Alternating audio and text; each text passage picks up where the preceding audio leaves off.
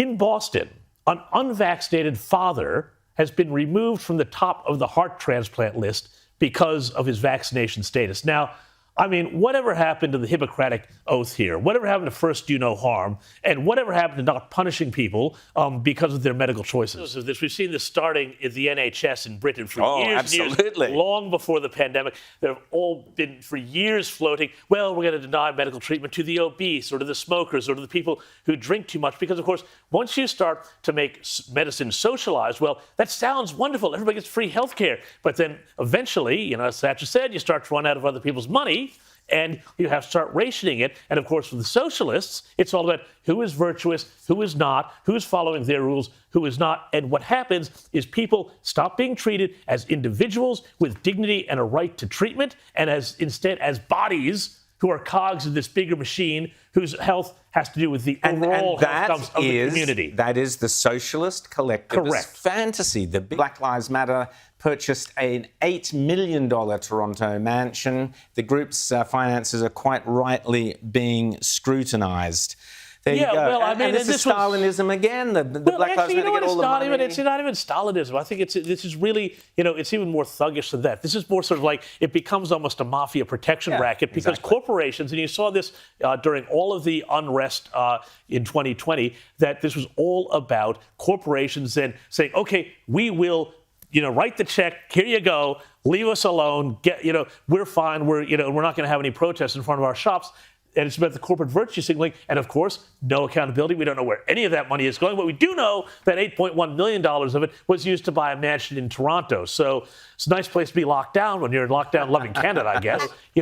Identity politics going from, it's a long march to the institution. So, it's all very well. People can say, oh, what are you guys talking about? It's just some nonsense stuff happening in the classroom, just some goofy stuff happening on university campuses. But this is the end result. You have different sentencing for different criminals, depending on the color of their skin, depending on their beliefs. And all of a sudden, that's not America anymore, where it's supposed to be all about equal protection. That's the shining light to the world America always represented. As for the Supreme Court pick, well, it's bonkers because for Joe Biden to be suddenly saying that he's, all about, I want to get a minority, I want to get a black woman on the Supreme Court. He was the number one cheerleader of the campaign against Clarence Thomas when he was nominated for the Supreme Court. So, I mean, it's really rich for Joe Biden to somehow suddenly start playing the racial justice card on this one, guys.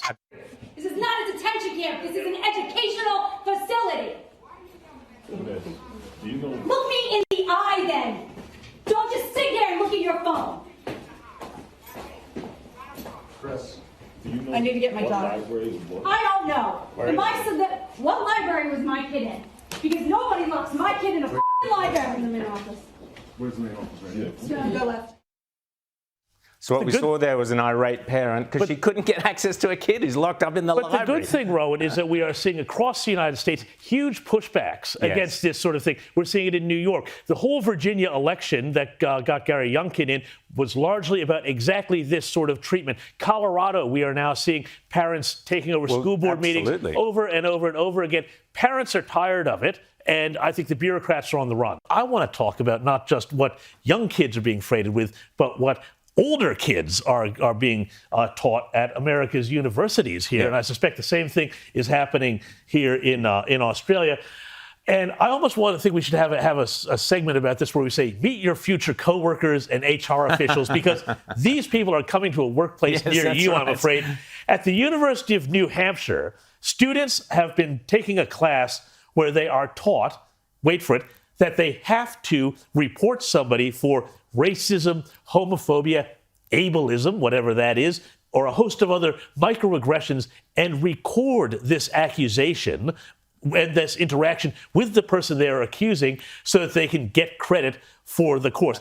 What's the Thrones thing? Game of Thrones, great actor, very good. He's come out and said to Disney, who were wanting to remake as a live-action movie, Snow White and the Seven Dwarfs, you can't do that. It's a backward story about seven dwarfs living in a cave. But now the dwarfs are fighting back. Well, I mean, Rowan, the important thing to know about this is statistics show that 6 out of 7 dwarves are not happy. Oh, jeez. I thought Rowan... How long did you workshop that one? How long was he doing that? I mean, George Orwell himself could not do this better. Tell us about it, James. So basically, you know, the movie Fight Club, well, in the end, they've changed the Fight Club ending so that they all get caught and the authorities win. So, you know, Orwell couldn't script this better himself. I think Jacinda Ardern thinks she's living in Lord of the Rings. I think she's Gollum or something or other, because they've locked up this entire place. No one's allowed in or out. This poor woman, pregnant, isn't allowed back into her own country, James. Well, you know, we've seen this case. We've seen so many other cases in New Zealand. We've seen the rules that came out this week suggesting that somebody who was a close contact of somebody else in their household may wind up having to isolate for 24 days. Not May, that's the new Because rule. New Zealand has decided, unlike any other country in the world except for perhaps China, to go for this insane COVID zero mentality. Worse than WA. You know, imagine Fifth Avenue, New York, with thousands of police officers in full dress uniform.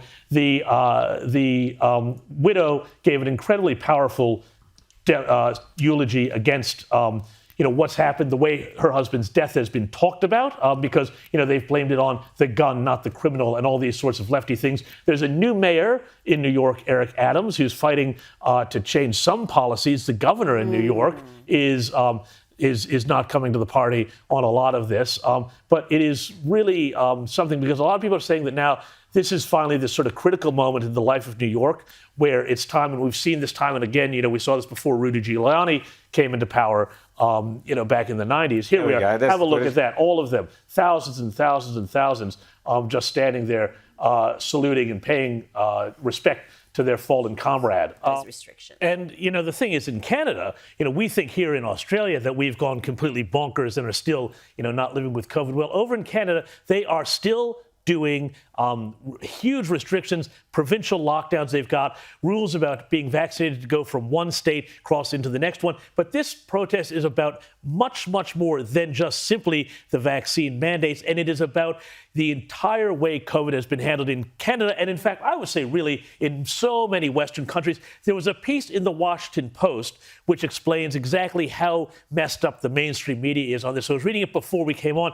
They said this is a toxic demonstration. They used words like toxic about it. They said that the media should refuse to humanize. Humanize the protesters. So they're talking about fascism. Yeah, you know, let's look at the cartoon. They're saying James, they're not humans. Just have a look at this cartoon, James. Look at this. This is a cartoon that ran in which they actually literally dehumanised those protesters as fascists and decrying them all as fascists.